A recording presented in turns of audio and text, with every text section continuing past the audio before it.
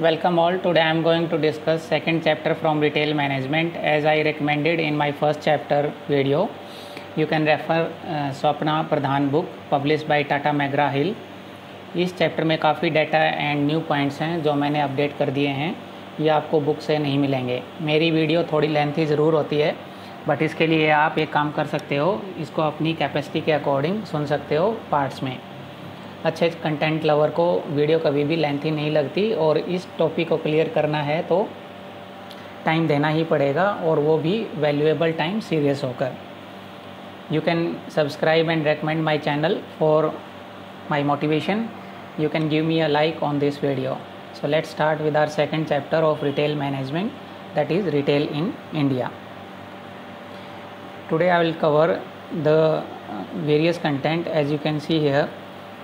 First we'll understand the evolution of retail, कहाँ से हुआ हम उसको समझेंगे. फिर टॉप रिटेलर की हम बात करेंगे इंडिया में. Then we'll discuss the retail in India across various segments, कहाँ पे हैं. FDI ये एक बड़ा इशू रहता है आपका, इसमें पॉजिटिव पॉइंट्स क्या हैं, इसके नेगेटिव्स क्या हैं, वो डिस्कस करेंगे. फिर एक ग्रोथ की हम ओवरऑल बात करेंगे, इंडिया में रिटेल कहाँ हुआ है. फिर इसके पीछे ड्राइवर्स जो फैक्टर्स हैं जो चेंज हुआ है रिटेल में, उसके हम डिस्कस करेंगे. साइज़ ऑफ ऑर्गेनाइज्ड रिटेल की हम बात करेंगे, ये आपका एक मेजर पार्ट बनता है, ऑर्गेनाइज्ड वर्सेस अनऑर्गेनाइज्ड रिटेल. फिर हम इसके पीछे ग्रोथ फैक्टर्स की बात करेंगे जो इंडिया में रिटेल के लिए पॉसिबल हैं. फिर हम बात करेंगे जो चैलेंजेस जो फेस करते हैं इंडियन रिटेलर, और एक इसमें आपका चैप्टर का हम पार्ट डिस्कस करते हैं retail mix. As you can see in this slide the objective of this chapter that you will cover here 3 topic instead: evolution of retail, organized versus unorganized retailing and retail mix. ये आपके chapters में as it is syllabus दिया हुआ है. So let's start with our chapter that is the evolution of retail in India. सबसे पहले आप एक ब्रॉड माइंड बनाओ. इनिशियली हम किस में थे? ट्रेडिशनल फॉर्मेट में. ट्रेडिशनल से शिफ्ट हुए एस्टैब्लिश फॉर्मेट में जो अभी चल रहा है, और अब हम शिफ्ट हो रहे हैं आपके एमर्जिंग फॉर्मेट्स में. हम इन दोनों फॉर्मेट्स की डिटेल में थर्ड चैप्टर में भी बात करेंगे, that what is the difference between departmental store and your this hyper market और दिस रूरल मार्केट इसमें हैं आपकी, या सुपर मार्केट हैं. ये जब सभी आपके वहाँ पे डिफरेंस क्रिएट करते हैं कि कौन सी गुड्स वो ऑफ़र करते हैं और उनका रिटेल फॉर्मेट का जो है वो साइज़ कितना है. थोड़ा सा हम डिस्कस करते हैं फर्स्ट वाले के बारे में. फर्स्ट इसमें हम जो लेते हैं ट्रेडिशनल फॉर्मेट में, इटिनरेंट जो आपका सेल्समैन है, मीन्स वो सेल्समैन जो ट्रैवल करते हैं place to place specially to find work. हम इस पे थे फॉर्मेट पे. फिर हम हार्ट्स पे भी हम यहाँ पे आते हैं. ये होता है एक ओपन एरिया मार्केट, और ये पीरियडिक होते हैं नेचर में, ठीक है, जो रूरल एरिया में नॉर्मली हम लगते हैं. लार्जेस्ट आप हाट मार्केट या बाज़ार की आप बात करोगे तो गोफुर हाट बाज़ार इन गोफुर इन आसाम में है आपका. दिल्ली हाट के नाम से भी एक फेमस है आपका न्यू दिल्ली में. फिर नेक्स्ट आता है इसमें melas. Melas are fair and they are range from commodity fair to religious fair, दोनों हो सकते हैं आपके. आप एग्जांपल की बात करो तो इसमें कुंभ मेला हरिद्वार, इलाहाबाद, नासिक, उज्जैन में जो लगते हैं. पुष्कर कैमल फेयर जो पुष्कर राजस्थान में लगता है. हैमिस गोम्फा फेयर जो लद्दाख कश्मीर में लगता है. गोवा कार्निवल जो गोवा में होता है. सूरजकुंड क्राफ्ट फेयर जो सूरजकुंड हरियाणा में लगता है. रथ यात्रा जो पूरी उड़ीसा में होती है. डेजर्ट फेस्टिवल जो जैसलमेर राजस्थान में होता है. आप कोई भी यहाँ पे एग्जांपल ले सकते हो डिटेल में पढ़ना चाहो तो. फिर हम इसमें एक बात करते हैं मंडीज़ की. They are setup by state government, इनको सेटअप करती है फॉर सेल ऑफ, नॉर्मली हम जो इसमें बात करते हैं एग्रीकल्चरल प्रोडक्ट को वहाँ पे सेल करने के लिए ये फार्मर के लिए बनाई जाती हैं. मीन्स अब हम इन ट्रेडिशनल फॉर्मेट से किसकी साइड शिफ्ट हुए? एस्टैब्लिश फॉर्मेट में, ठीक है. इसमें किराना शॉप हैं, कन्वीनियंस डिपार्टमेंट स्टोर हैं, ठीक है, मल्टी ब्रांड शोरूम्स अभी आ गए हैं. PDS जो आपकी गवर्नमेंट की जो फेयर शॉप हैं वो हैं. कोऑपरेटिव स्टोर्स आपके हैं. पानबीड़ी शॉप या जो आप पानबीड़ी भंडार जो आप बोलते हो ये हैं. तो ये अब हम किस में शिफ्ट हो रहे हैं? एमर्जिंग फॉर्मेट में. It will take times. So now I will discuss the top retailer in India, ये हम लास्ट वाले चैप्टर में डिस्कस कर चुके हैं। जो आपने देखा था आदित्य बिरला फैशन रिटेल, जितने भी ये नाम हैं, venue super mart, D mart जिसको आप बोलते थे, ये सभी रिटेलर हम डिस्कस कर चुके हैं अपने फर्स्ट चैप्टर में। Now I move to the retailer in India across various segment.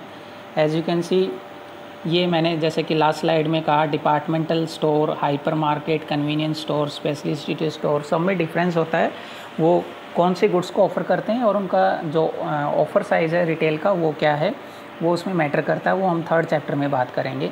अभी के लिए आप थोड़ा सा एग्जांपल यहाँ पे ले सकते हो। हाइपर मार्केट में बिग बाज़ार है, स्पेंसर के शोरूम है, विशाल रिटेल है, मैग्नेट के आपके हैं, स्टार इंडिया है, बाज़ार है, ये सभी आप इसमें लेते हो। डिपार्टमेंटल स्टोर, शॉपर स्टॉप है, ये सभी इसके आप as you can see in slide सभी इसमें लेते हो। सुभिक्षा जैसे आपका आता है कन्वीनियंस स्टोर में है, टाइटन या बाटा या तनिष्क के जितने भी शोरूम हैं, स्पेशलिटी शोरूम में आप डालते हो।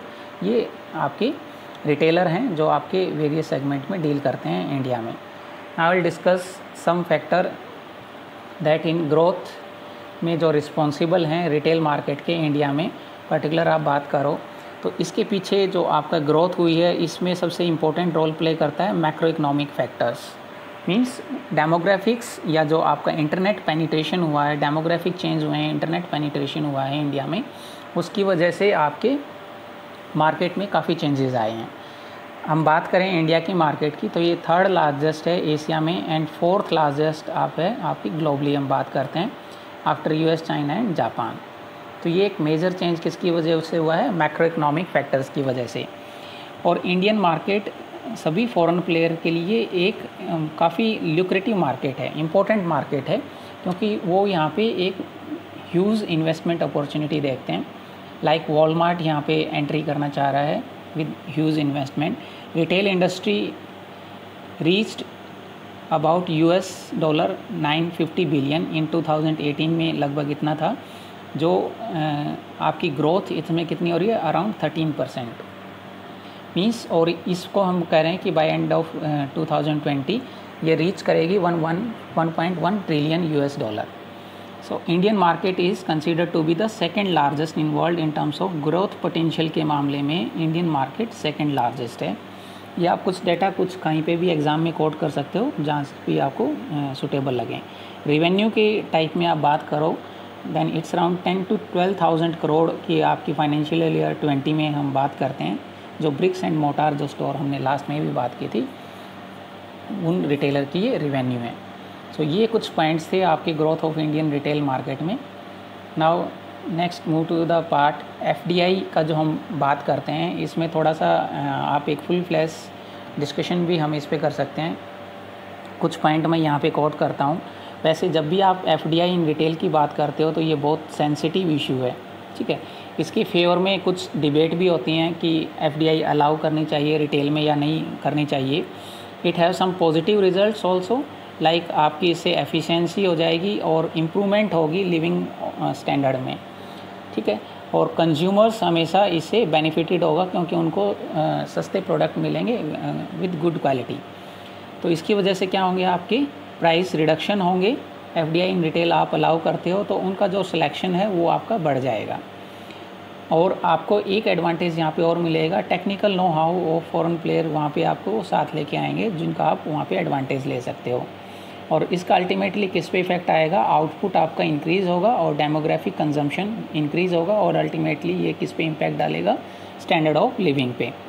बट मोस्ट इम्पॉर्टेंट जो अगेंस्ट में इसमें पॉइंट लेते हैं मॉडर्न रिटेलिंग में, वो कहते हैं कि ये डिस्ट्रॉय कर देगा जो आपके ट्रेडिशनल रिटेल सेक्टर्स हैं, उनके लिए ये सबसे बड़ा डिसएडवांटेज का काम करता है। बट आज भी गवर्नमेंट कोशिश है इन ओपनिंग ऑफ रिटेल एफडीआई। ऐसा नहीं है कि आज ही सिंगल ब्रांड और मल्टी ब्रांड रिटेल के लिए ओपन कर दिया उन्होंने कंप्लीट। यहाँ पे हम बात करें तो आपको थोड़ा सा माइंड में होना चाहिए कि what is single brand retail and what is multi brand retail. Single brand retail, as the name suggests, is selling all product under a single brand name only. For example, Nike, Reebok, HP, Dell, Sony, Mother Dairy, Wills Lifestyle, Lee Cooper, आप कोई भी example ले सकते हो। Means the product will have to be sold under the same brand name internationally. और दूसरी side multi brand को हम क्या कहते हैं? It's a concept when a store और अ पोर्टल और any other form of outlet sells more than one brand. Means आप क्या बोलोगे मल्टी ब्रांड को? Multiple brand sold in a single outlet. Means आप काफ़ी ब्रांड सोल्ड करते हो एक सिंगल आउटलेट में, ठीक है। इसको हम बोलते हैं मल्टीपल ब्रांड। फॉर एग्जांपल हम इसमें लेते हैं वॉलमार्ट, 7-Eleven, बिग बाज़ार, कार बाज़ार, शॉपर स्टॉप, इसमें कोई भी आप एग्जांपल ले सकते हो। 100% FDI is allowed in single brand, जो अभी हमने अलाउ कर रखा है। 100% आप ऑटोमेटिक रूट से आप आ सकते हो। और about 51% is allowed in multi brand retail. कुछ बार इश्यू रहते हैं कि गवर्नमेंट कहती है कि 49% अलाउड है, अभी हमने रिसेंटली इसमें कहा कि 51% is allowed in multi brand. की FDI destination China, India, USA, UK, रसिया, पोलैंड, और इसमें भी आप और भी कंट्री के नाम ले सकते हो as per your requirement. Now I will discuss the advantages of FDI in retail sector. As you can see here what are the benefit. Growth of economy आपकी हो जाएगी यहाँ पे possible due to FDI in retail. Job opportunities यहाँ पे आपकी काफ़ी create होंगी। नॉर्मली कहा जाता है कि agro processing, storing, marketing, logistic, ये सभी आपके एरियाज़ हैं जहाँ पे काफ़ी जॉब अपॉर्चुनिटीज़ हैं। बेनिफिट्स टू फार्मर, नॉर्मली कहा जाता है कि उनको जो वो नॉर्मल मंडी में सेल करते हैं तो वहाँ पे उनको अच्छे प्राइस नहीं मिलते, बट ड्यू टू जो आप FDI अलाउ कर रहे हो इसकी वजह से उनको अच्छे प्राइस मिलेंगे, क्योंकि हम वहाँ से जो आपके मिडल मैन हैं जो एक्सप्लॉयट करते हैं फार्मर्स को, उनको वहाँ से हटा सकते हो। अपग्रेडेशन ऑफ इंफ्रास्ट्रक्चर, यहाँ पे एक लॉजिक दिया जाता है कि आपकी जो सप्लाई चेन एफिशिएंसीज़ हैं वो इम्प्रूव होंगी बेटर इंफ्रास्ट्रक्चर से, यदि आप FDI को अलाउ करते हो। चीपर प्रोडक्शन फैसिलिटी, यहाँ पे टेक्निकल नो हाउ अवेलेबल होगा। अवेलेबिलिटी ऑफ न्यू टेक्नोलॉजी, ये हम डिस्कस कर चुके हैं। लॉन्ग टर्म कैश लिक्विडिटी यहाँ पे काफ़ी आएगा, फॉरेन आपका जो करेंसी है। Beneficial for country economic growth, overall आप ग्रोथ की बात करोगे, पर कैपिटा इनकम की बात करोगे तो वो बढ़ेगी। FDI open up a new Avenue for franchising, इस पर एक आपका फुल फ्लैश चैप्टर भी आएगा। फ्रेंचाइज़र, फ्रेंचाइजी, दो हम यहाँ पे पार्टी की बात करेंगे, वहाँ पे उसके बेनिफिट्स की भी बात करेंगे, आगे फुल फ्लैश चैप्टर आएगा उसमें हम डिस्कस करेंगे। सो ये कुछ एडवांटेजेस थे जो आप बात करते हो, जो FDI को आप अलाउ करते हो इंडिया में जो आपको मिलते हैं। नेक्स्ट हम इसमें बात करते हैं डिसएडवांटेजेस, इसके अगेंस्ट में भी कुछ आर्गूमेंट दिए जाते हैं। सबसे जो आपका इम्पैक्ट आता है वो लोकल मार्केट की हम बात करते हैं कि किराना शॉप्स हैं वो आपकी उनके ऊपर काफ़ी इफ़ेक्ट आएगा। मीन्स वो कह रहे हैं कि जी आप FDI को जो आप अलाउ कर रहे हो रिटेल में, उससे सिर्फ वो रिप्लेस करेंगे एग्जिस्टिंग किराना शॉप को। एम्प्लॉयमेंट अपॉर्चुनिटी जो है जनरेशन की, वो वहाँ कह रहे हैं कि अनलिमिटेड नहीं है, वो लिमिटेड है, ठीक है। मीन्स मैन्युफैक्चरिंग सेक्टर में आप इसको इंटरनेशनली जो बात करते हो वो डोमेस्टिकली आपका सोर्स नहीं करेंगे, वो आपके इंटरनेशनली सोर्स करते हैं मैन्युफैक्चरिंग को, जहाँ पे भी उनको सस्ता मिलता है। एंड नॉर्मली हम बोलते हैं कि इंटरनेशनल प्रेयर के लिए कोई रूल्स नहीं है, जस्ट टू बिल्डिंग रोड। ये किसका काम है? इंफ्रास्ट्रक्चर को क्रिएट करना गवर्नमेंट ऑफ इंडिया का काम है। ऐसा नहीं है कि सिर्फ इंफ्रास्ट्रक्चर या सप्लाई चेन मैनेजमेंट को बढ़ाने के लिए आप FDI अलाउ करते हो। एक यहाँ पे फिर डर रहता है कि fear of lowering prices, cut throat competition आएगा उससे, और उसका फिर वहाँ पे नेगेटिव इम्पैक्ट आता है। एंड इंडियन इकनॉमी पे ओवरऑल हम कह रहे हैं कि फॉरेन प्लेयर के उसमें कंट्रोल में रहेगी, तो फिर वहाँ पे आपको नेगेटिव इम्पैक्ट देखने को मिलेंगे। Negative impact in Indian domestic market, कि आपके यहाँ से जो मैन्युफैक्चरर हैं वो आपके MNCs रिप्लेस कर देंगे। ये आपके कुछ थे disadvantages of FDI in retail. Now I will discuss the drivers of retail change in India. Means ऐसे कौन से फैक्टर हैं जिनकी वजह से रिटेल में चेंज आ रहा है इंडिया में। इसमें हम बात करते हैं first, as you can see, change in income profile. Means economic growth की वजह से फ्यूल हुआ है हमारा। फ्यूल मीन्स आपको काफ़ी वहाँ पे पोटेंशियल आपका क्रिएट हुआ है। मीन्स अब डिस्पोजेबल इनकम लोगों की बढ़ गई है। सेकंड में हमने एक बार बात की थी मैक्रो इकोनॉमिक्स में, आपको याद हो तो, डिस्पोजेबल इनकम क्या होती है, जिसको लोग एक्चुअली में गुड्स एंड सर्विसेज पे एक्सपेंडिचर कर सकते हैं। Means due to increase in disposable income, तो आपका रिटेल में काफ़ी चेंजेस हो रहे हैं। Diminishing difference between rural and urban India, अब उतना गैप नहीं रहा है, मीन्स दोनों वहाँ पे गैप रिड्यूस कर रहे हैं। चेंज इन कंजम्पशन पैटर्न, अब यहाँ पे हम रेगुलरली चेंज कर रहे हैं, means now it is significance change in life due to occupational change, occupation भी चेंज हो रहे हैं। और एक इसमें सबसे फ्यूल का जो काम किया है कंजम्पशन पैटर्न में, क्रेडिट कार्ड एज ने किया है, means there is more penetration of credit card now it is. The emergence of young earning population, India में आज के टाइम में यंग अर्निंग पॉपुलेशन हाईएस्ट है वर्ल्ड में, उसकी वजह से भी चेंजेस आ रहे हैं। Due to media explosion, now it is media is easily available through on your phone, उसकी वजह से रिटेल में चेंज है। Change in consumer behaviour, complete आप एक सब्जेक्ट भी पढ़ते हो कंज्यूमर बिहेवियर का, उसकी वजह से रिटेल में चेंज आ रहे हैं जो वहाँ पे ड्राइवर्स का काम करते हैं। The rural market is waking up, अब पुराने ट्रेडिशनल वे में नहीं रहे, now they are consuming more multinational brand. Entry of corporate sector, जो हमने लास्ट चैप्टर में भी बात की थी, बड़े बड़े कॉरपोरेट सेक्टर यहाँ पे एंट्री कर चुके हैं। फॉरेन रिटेलर सीकिंग एंट्री, जो वर्ल्ड के लार्जेस्ट रिटेलर हैं, आपको याद होगा वालमार्ट, कमार्ट, मेट्रो, क्रोगर सभी हैं। टेक्नोलॉजिकल इम्पैक्ट की वजह से भी यहाँ पे चेंज आ रहा है रिटेल में, मींस ये आपके कुछ ड्राइवर्स थे जो आपके रिस्पॉन्सिबल हैं चेंज इन इंडिया में। Now you can discuss the key difference between organised and unorganised retail. As you can see, organised retail regulated होता है गवर्नमेंट से, उसके टर्म्स कंडीशन वहाँ पे अप्लाई होते हैं, वर्किंग आवर वहाँ पे फिक्स होते हैं। बट अनऑर्गेनाइज्ड रिटेल में ऐसा कुछ रेगुलेशन या ऐसे वर्किंग आवर फिक्स नहीं है। Organised retail is governed by various act like bonus act, factories act, minimum wage act, PF, provident fund, वहाँ पे ये सब अप्लाई होते हैं, बट यहाँ पे ऐसा कुछ रेगुलेशन नहीं है। Worker in the organise sector are paid additionally, यदि वो एक्स्ट्रा काम करते हैं तो वहाँ पे एक्स्ट्रा पेमेंट मिलती है, बट जो आपकी अनऑर्गेनाइज सेक्टर है वहाँ पे ऐसा कुछ प्रोविज़न नहीं है। Employ make a contribution to provident fund में वो रेगुलर कंट्रीब्यूशन करते हैं, बट यहाँ पे ऐसा कुछ प्रोविज़न नहीं है कंट्रीब्यूशन करने का। इंक्रीमेंट उनको रेगुलर बेसिस पे मिलता है, नॉर्मली जो एनुअली है, और यहाँ पे ऐसा कुछ फिक्स नहीं है या रेयरली ही इंक्रीमेंट मिलता है। ये कुछ की डिफरेंसेस थे जो ऑर्गेनाइज्ड और अनऑर्गेनाइज्ड रिटेल में आप क्रिएट करते हो। I will discuss the organised retail आपका क्या होता है, उससे आपको थोड़ा सा और बेटर आइडिया लगेगा इस टॉपिक के बारे में। As you can see the definition here, it refers to the trading activities undertaken by licensed retailer, that is those who are registered for sales tax, income tax etc. They are called organized retailer. Like हम बात करें organized retail की, आप advantages की कौन कौन से हैं इसके, तो इसमें फर्स्ट आता है an economic win for customer, means अब उनको एक ज़्यादा वाइडर सिलेक्शन के लिए आपको गुड्स मिलती हैं, ज़्यादा वो चॉइस कर सकते हैं, ज़्यादा कन्वीनियंस है और शॉपिंग एनवायरनमेंट में वो ज़्यादा एंजॉय करते हैं due to this organised retail. Second है इसमें बिग गेंस फॉर फार्मर। हम यहाँ पे बात करते हैं कि बड़े रिटेल जो स्टोर हैं वो बल्क में बाय करते हैं फार्मर से, मीन्स अब फार्मर को एक ही कस्टमर से डील करना है rather than hundreds of customer, तो उसकी वजह से उनको प्रॉफिट्स बेटर होते हैं और वो मॉडर्न इक्विपमेंट परचेज़ कर सकते हैं अपनी फार्मिंग के लिए। थर्ड इसमें हम बात करते हैं growth of middle level customer, means अब ज़्यादा ग्रोथ हुई है मिडल जो इनकम क्लास है उसकी, और वो अपने लाइफस्टाइल को बेटर करने के लिए क्या करते हैं, यहाँ पे अप्रोच करते हैं, means they expect the product to be decent और अफोर्डेबल प्राइस पे वो वहाँ पे एक्सपेक्टेशन है उनकी वो मिलें।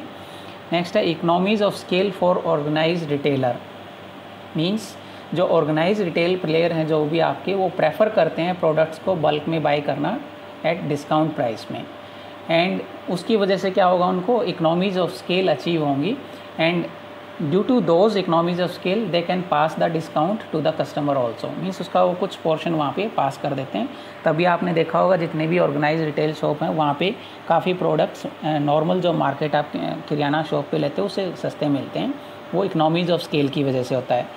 मिनिमाइजेशन ऑफ रिस्क, ये भी एक इनका एडवांटेज है, मीन्स मल्टीपल स्टोर होने की वजह से वो कॉस्ट ऑफ जो डिस्ट्रीब्यूशन कॉस्ट है वो उसको रिड्यूस कर देते हैं, मीन्स उससे उनका जो रिस्क है, एसोसिएटेड रिस्क है, वो मिनिमम हो जाएगा।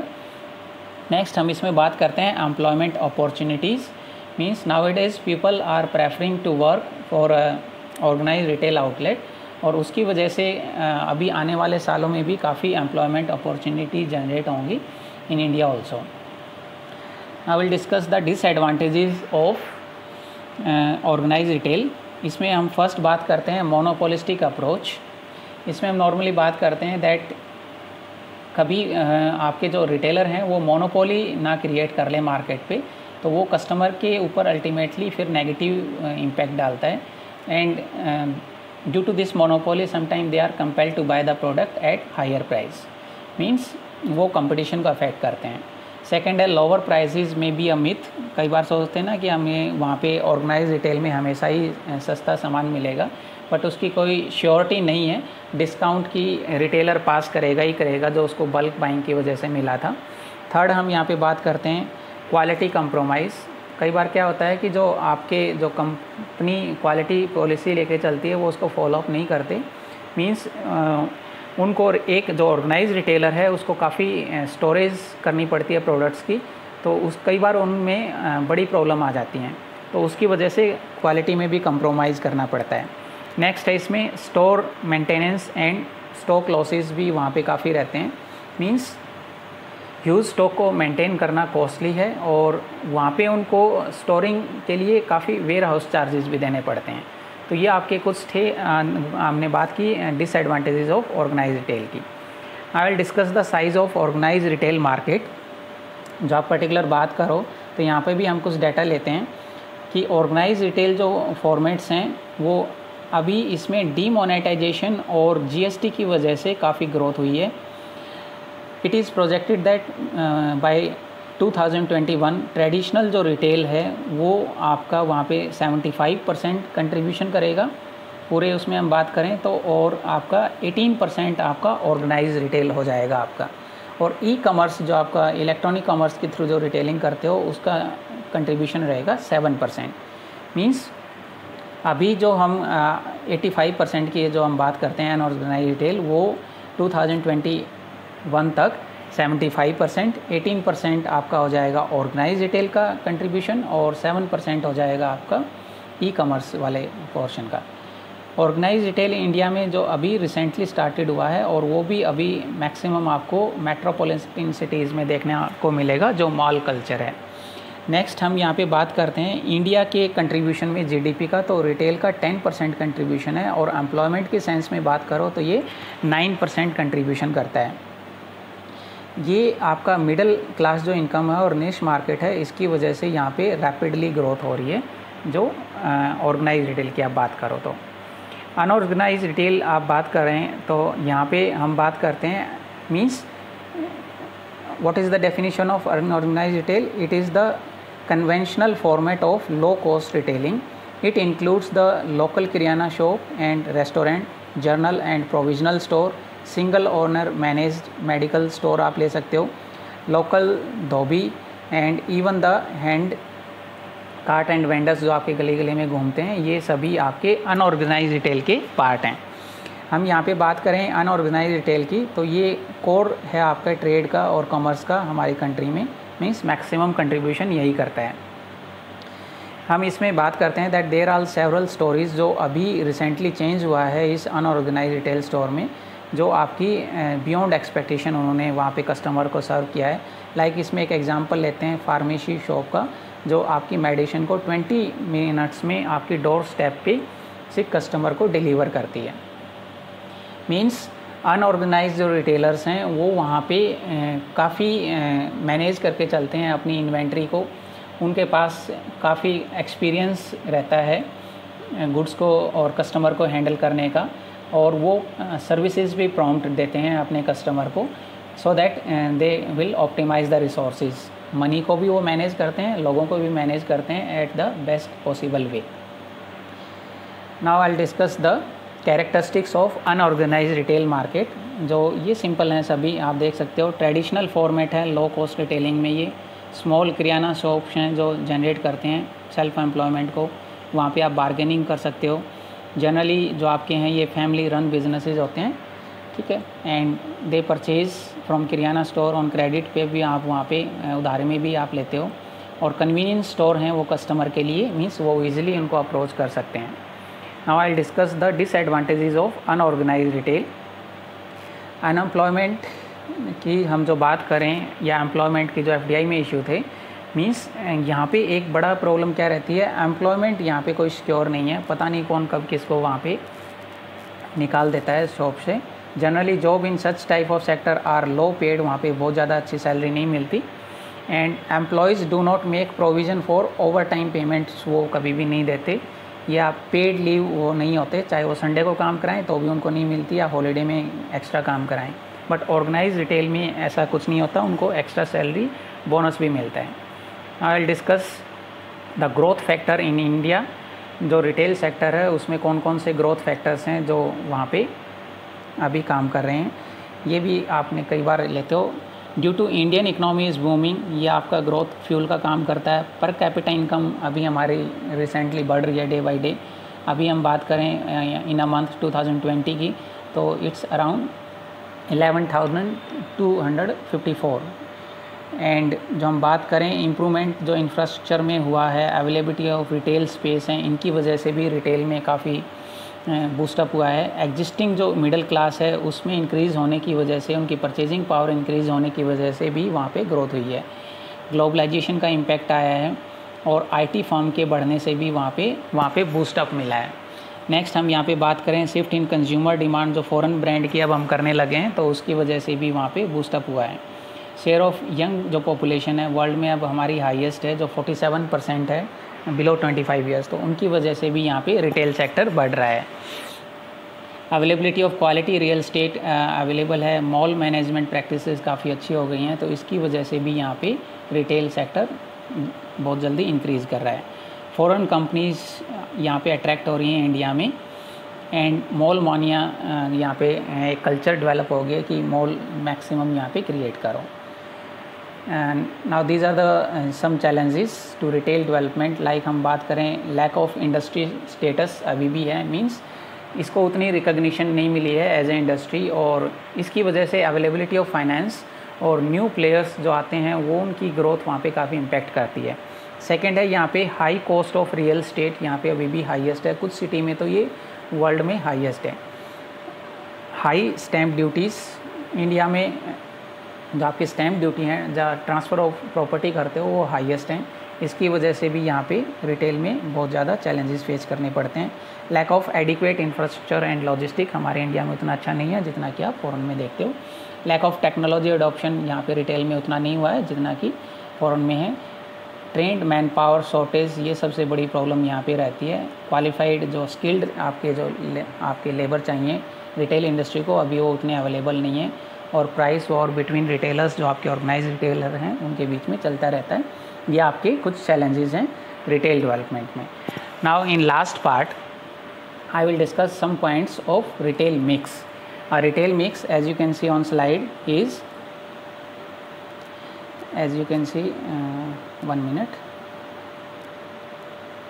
Retail mix is defined as marketing plan put place to address the factors such as location, price, personal, services, goods. Means retail mix में हम 6 P's कंसीडर करते हैं। हम रिटेल मिक्स को क्यों यहाँ पे डिस्कस कर रहे हैं? रिटेल मिक्स जो हम इसी वजह से कहते हैं कि ऑर्गेनाइजेशन ऑफ़र करती है नंबर ऑफ़ बेनिफिट, तो उसकी वजह से क्या हुआ, रिटेल मिक्स की वजह से अब ऑर्गेनाइजेशन जो कस्टमर की जो टारगेट मार्केट की जो नीड्स हैं वो उनको अच्छे से एड्रेस करने लगी हैं।